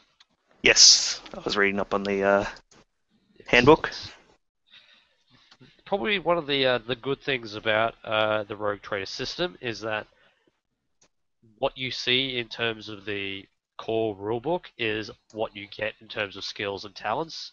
They don't add too many other ones in the other books, unlike, say, for instance, Pathfinder, where every new book has a new bunch of talents, a new bunch of feats to look at.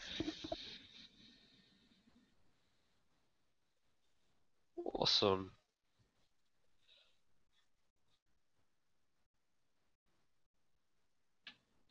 Yeah, that will be quite handy for you. Now, considering you're an Eldar, and considering you got access to aspect weapons, I'm not going to give you any other bonuses. So, but I am going to give bonuses to all of the non-Eldar characters. Woo! Sorry, what? Basically, because you're an Eldar character and because you're starting out with craft world levels of weaponry, even though shuriken weaponry is not actually that powerful by comparison, the fact that you will be able to psychically regenerate your ammunition without having to like physically go and recover more of it, along with the fact that you have pretty decent starting armor, along with weapons that generally can penetrate better. I'm not going to be giving you any extra goodies Okay. Fair enough. I because thought the Eldar seemed to get a bit too many goodies. well, a little bit. I mean, just in comparison, uh, your starting craft world armor, which is medium level aspect armor, is AP6, is equivalent to a Tau Fire Warrior set.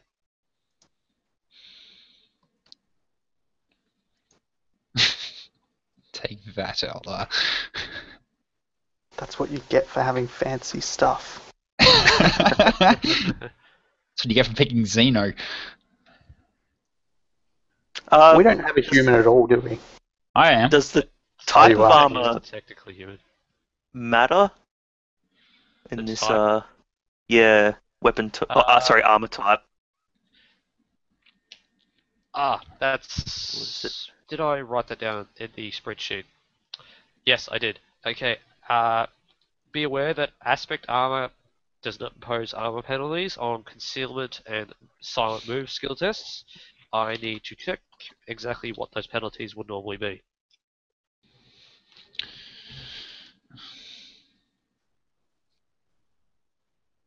Right. Any armor that provides 7 or more armor points inflicts a 30% penalty on the wearer's concealment and silent move. So, for instance, if you're wearing heavy aspect armor, or like all the way up to Exarch and Autarch aspect armor, that does not actually penalize you at all. You are still as stealthy as if you're wearing basically your level of aspect armor. Ooh. It's basically that rule was put in place basically to stop people trying to sneak in power armor. You just see it now. Like they're just trying to tiptoe with this massive weighty armor, and just every time their toe hits the ground, just a loud clank.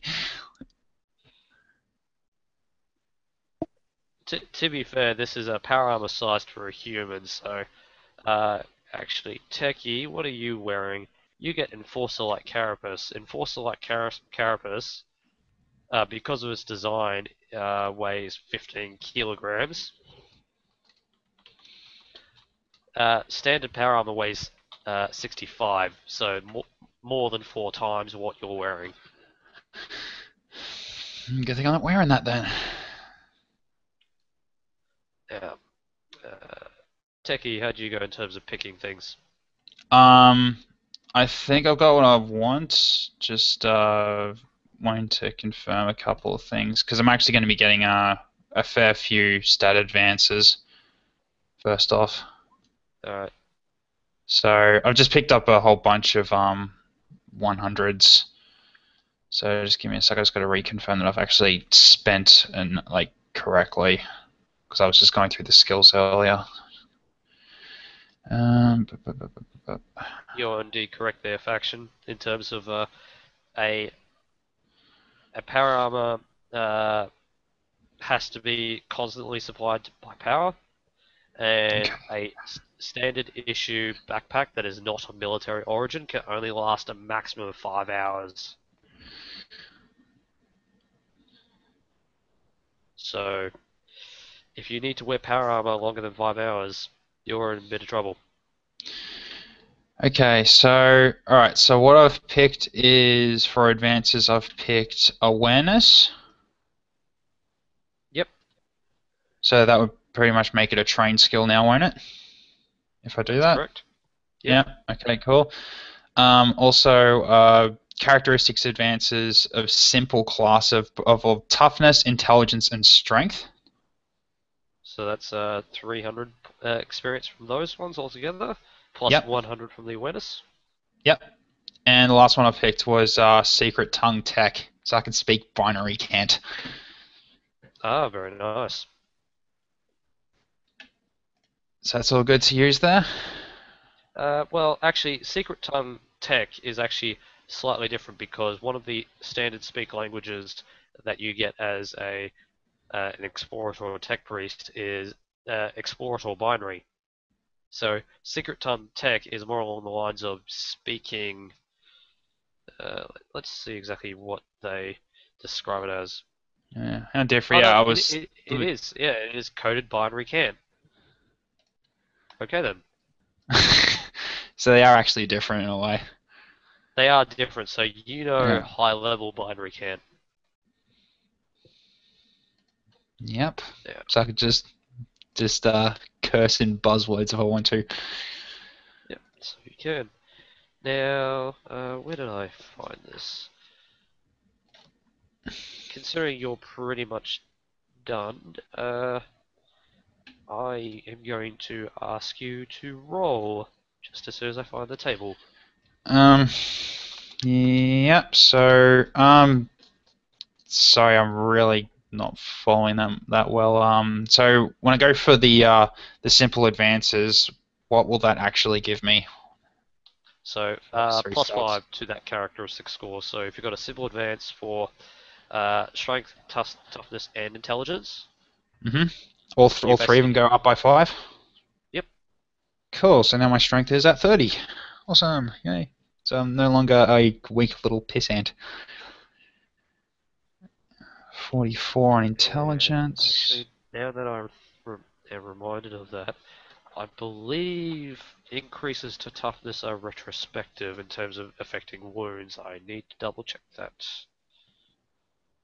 Yeah, because now that brings my bonus to 4 on toughness if when I do that.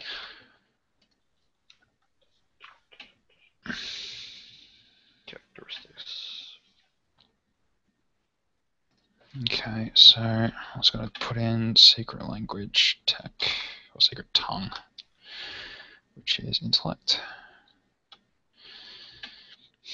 Technically, yeah, it doesn't affect your immediate um, wounds because effectively your wounds were generated prior to Yeah, applying that experience. that So makes sense. Yeah, okay.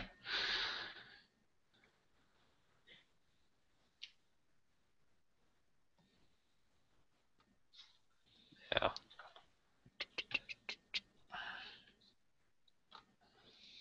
And that's as far as I've gotten at the moment 'cause I'm still trying to get it all figured out. So I haven't picked what kind of weapons I want yet. So because I yep. actually got a choice of what I want. So yeah, I'm still just figuring it out as I go because I haven't actually looked up the weapons yet. That's fine. Faction, how are you going? Yeah, good. Thanks. Uh, 1 second. all good. Okay, Uh, so I've taken Medicae at 200 points. I've taken a simple advance in intelligence and perception, so that's 400 total, and awareness skill. All right then.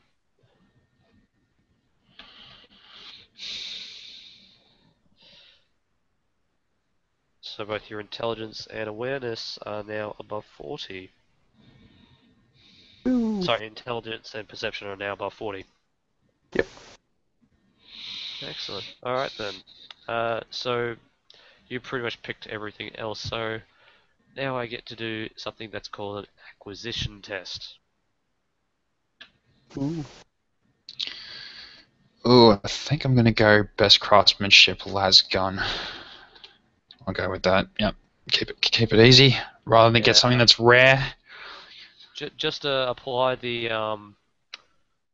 best craftsmanship rule for that. So for best craftsmanship las gun, weapon craftsmanship rules are on page 115. A ranged weapon of best craftsmanship never jams. Okay, so let's get that in there. That's always useful, especially for Yep. my only ranged weapon. Okay. So sorry, what does a best craftsmanship pistol get again? Or Never shuriken jams. pistol? Never Never jams or jams. Okay, overheats.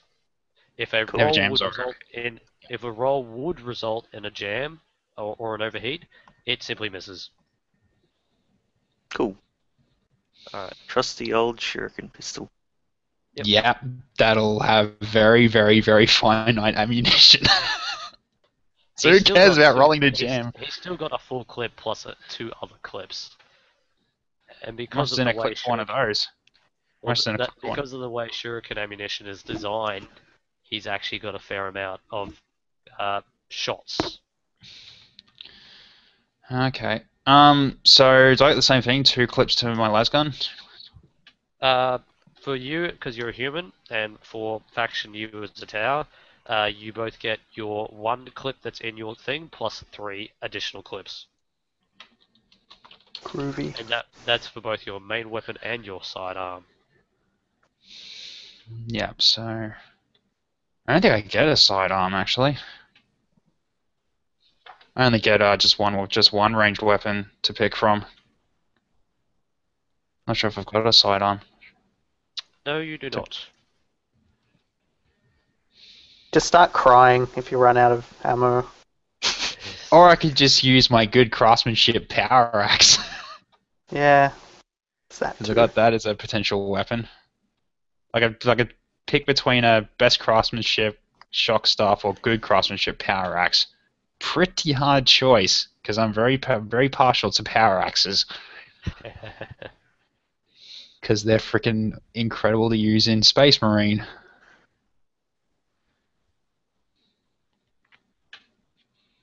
Now, Okay. faction. Yes, sir. What is name me something that you would like as a Tau character. Okay, so you want me to go to my the inventory and... Oh no, with your knowledge of the lore, name something that you would Oh. like. Ooh. Within reason. So I can't ask for, like, a broadside battle suit? No, you cannot. That riptide. Not yet. Yeah, a little bit soon. That is a good question. Okay, las gun 100 meters range. God. I No have to idea bring what up... that is. I'll grab that anyway.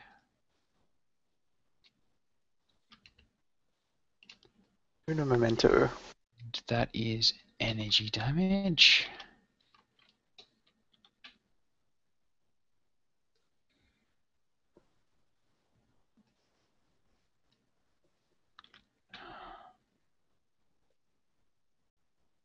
Ooh. Maybe a pulse accelerator for my pulse rifle? A pulse accelerator. A pulse weapon equipped with a pulse accelerator increases its range by half. Ooh, that is nice. It's Alright also then. going to be hard to find. Yes, it is near unique, so... Yeah. But it's potentially, you can potentially find it. So, this is basically, because Eldar starting with Eldar stuff, I thought I'd give an extra bonus thing to the human and the 2 tower characters. Yep. So, what I need from you a standard 1d100 roll. This is what's called an acquisition test. 31. 31. So the good news is that you rolled within the bottom half of percentage, so you rolled under 50. So that means you are going to get it. If you rolled above that, you weren't going to get it. Ah. Is there bad news to that? I was expecting you to be like, now the bad news is it doesn't work. Has about a The 50-50 chance to explode in your face while using it. the bad news is that obviously as it's near unique, it's very very hard to come across even for a Tau. So, well, like a Tau in this situation. Um, so it did apply a penalty for that. Fortunately, it was only you trying to get it. It wasn't like you were trying to requisition it for like, a squad of Tau infantry or Yep. anything like that. So Cool. you still got it, but uh, it's not exceptional. It's not bad either. It's just standard. Okie So if basically with the combined penalties from the fact it was so rare, combined with the fact with applying against the bonuses that you receive for just a standard for like a special thing for one person, Yeah. along with the fact that you rolled well, you ended up getting it. Sweet. So yes, you can apply that to any one pulse weapon and increase its range by half. I'm going to do it to my pulse rifle. Shit, a So pulse that gives rifle me a does go total... up to 25-meter range. Yeah. Happy with that. Crikey. Fair enough, yeah. Brutal. Cool. Techie, if you're complete dabbling with your things, you may also attempt to ask for a specific piece of item or gear. Specific piece of item or gear. Now, this can be anything within reason. Anything within reason. Um.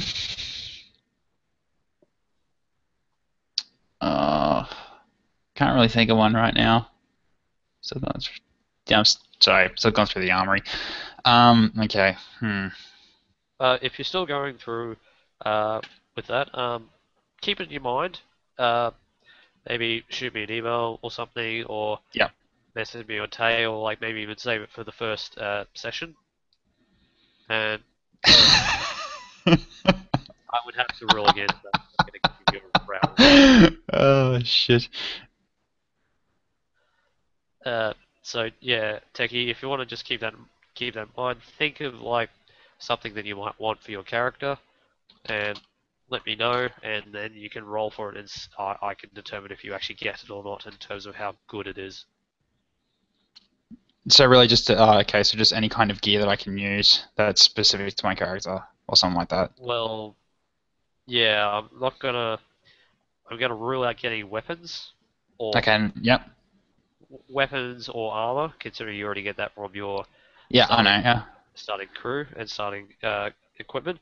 But any gear, What about what about frag grenades?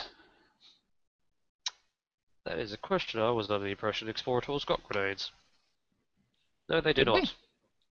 No, because I didn't see that in my gear, so thinking, should I get grenades?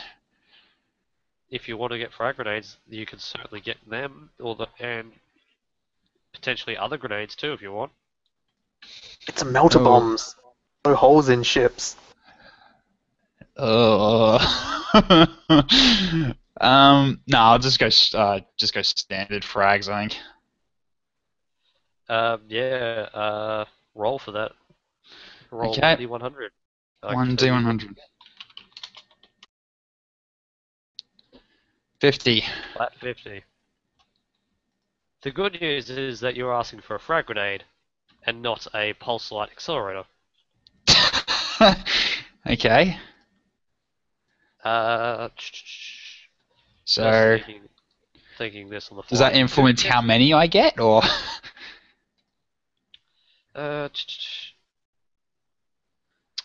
Roll for me.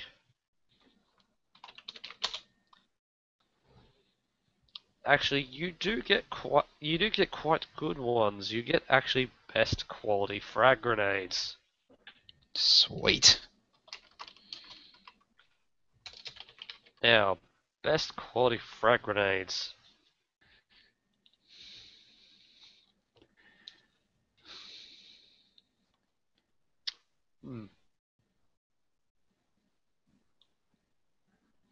Let's see what's applicable there. So, best quality frag grenades. You add. Yeah, that sounds about right.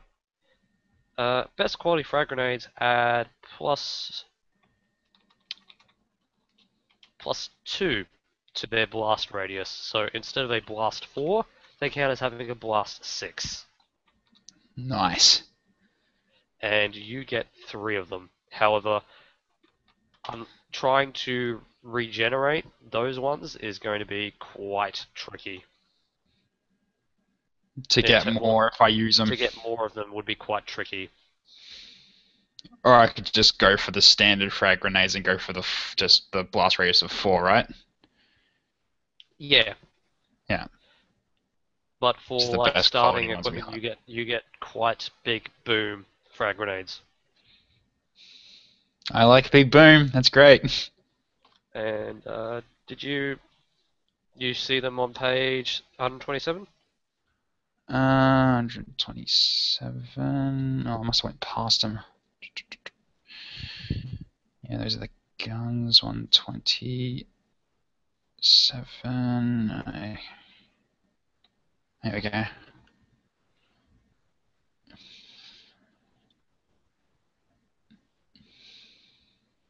Yeah, I'll stick with the. Yeah, I'll definitely stick with the frags.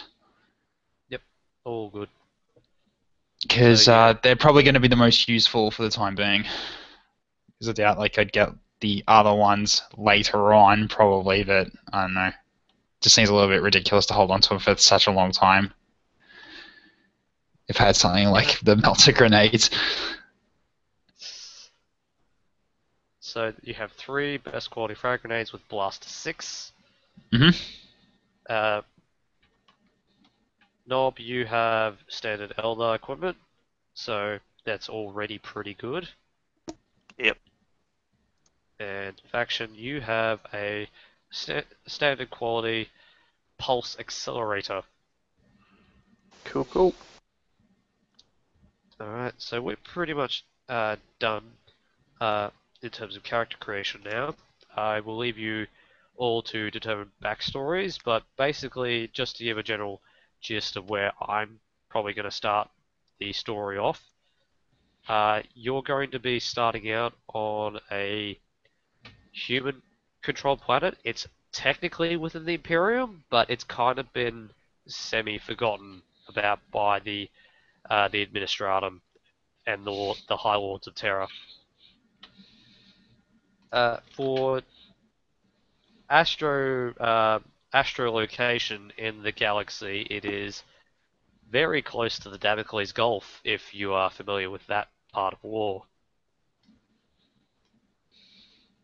Hmm. I am not very familiar with anything, so we'll just nod. The Damocles Gulf is sort of a fringe border area between the Imperium and the Tau Empire. So you're going to be beyond the fringe of the Damocles Gulf, and beyond the the far side enclaves in a part of the galaxy which I have labeled. Where did I label it?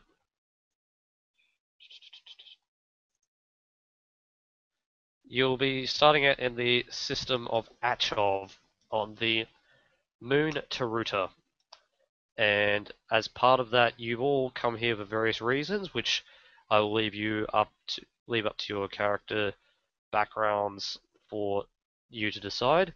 I will, however, say that um, for Nob, you as an elder, you specifically arrived on Taruta by basically fighting off an incursion into the web. Well, not so much an incursion. You were fighting off rival Dark Eldar forces in the webway, and basically during that tumultuous fight, the webway kind of convulsed in the shock and awe and the firepower that was being exchanged, and to save yourself and your buddies, which will happen to be Freeze and Rise, you had to duck down a sort of side passage of the webway as it kind of collapsed behind you, and you barely managed to escape with your life out a long abandoned webway gate that has, since you passed through it, the webway gate is actually no longer active, as the webway has basically sealed itself shut. Cool, cool. I'm Uh, with that. yep. Faction, I'm going to leave it up to you to determine why or how you left the Tau Empire, whether it was voluntarily or not. That will be up to you. I'll be Yep. interested to see what you come up with, because Puppet has already told me that he's from the Farside Enclave, so that might provide a little bit of an idea for you if you want.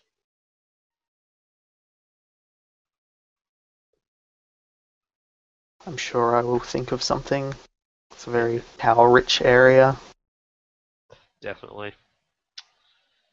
And yeah, Taki, you've already given me a few ideas in terms of your backstory so far, but in terms of if you want to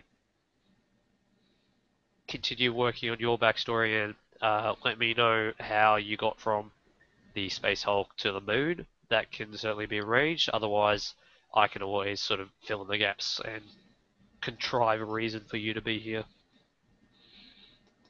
No, sure. I think it's actually going to be pretty straightforward. That I got um, left here after the previous ship that picked me up from the Space Hulk. I think they thought they had no more use for me, so they just dumped me here. Yep. Just to give you all a bit more background on the planet itself. While it is technically within the Imperium, the Imperial TIE ships don't actually visit this system, as the system is actually rather this star system is rather dead in terms of life. There is really only, of all the places to live in this system, there is one star and really only one habitable moon of one planet. All other planets in the star system seem to have been reduced to asteroid clusters at some point in the history of the Milky Way. And as such, because of that, the current planetary governor has to arrange to have his tide ships travel to a nearby star system to deliver his system's tithe of minerals and other rare metals that have been mined from the asteroids. Unfortunately, due to the remoteness and the general obscurity of the system, not many traveling humans know about this place, and not many humans live on this moon of this one solar body. And as such, the planetary governor has engaged in what one could construe to be heresy by actively employing Xenos to mine the asteroids for him.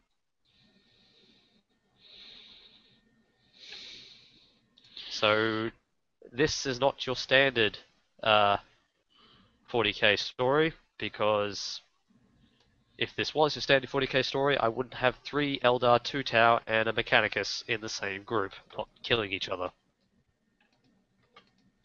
That comes later. Yeah, I was going to say, not yet anyway. Oh, it all depends on how you guys play the game. Uh, Alright, well, we're pretty much done here for tonight.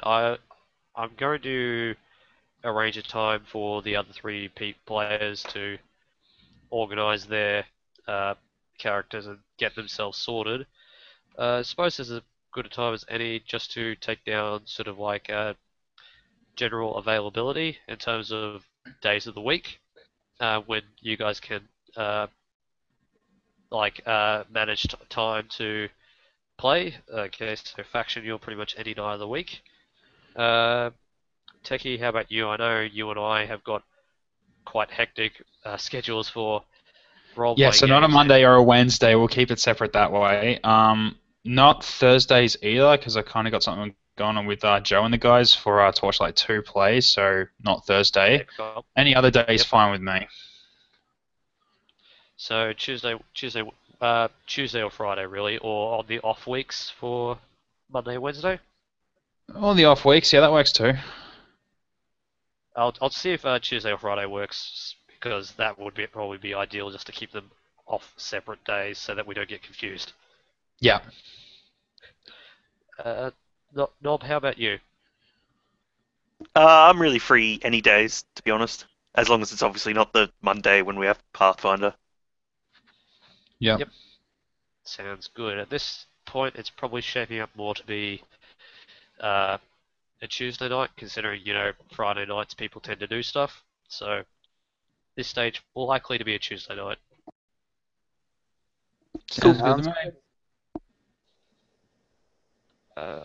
But But yeah, thanks guys for coming. I feel this was quite fruitful, so thank you for putting up with just going through the motions and being patient, as obviously trying to run around, uh, handle everyone's different characters at the same time was a little bit hectic. But thank you for being patient, and yeah, Yeah, I'd say kudos to you for doing all the, especially the Eldar stuff, I suppose. That would have seemed like it took a lot of work. it was actually interesting. I was just going through a lot of the splat books and just finding all the Elder specific information. Yeah, but Groovy. until yeah, I guess just watch this space, and we'll probably have the first session sooner rather than later. Probably not next week though, but maybe the week after. Sounds All good. right. Cool. Man, I just got stuff to read now while I get up to speed on what each of my items do in my gear. Because I got a lot of shit, so it's going to be a bit to learn about. You got a lot of gizmos and doodads. Yeah, I want to know what each of them do, so it's going to be quite fun to look at. Excellent. All right. Until I buzz you guys again. Catch you guys later. All right. See ya. Thanks, Pop Tart. Catch you later. Cheers. No problem. See you. Bye.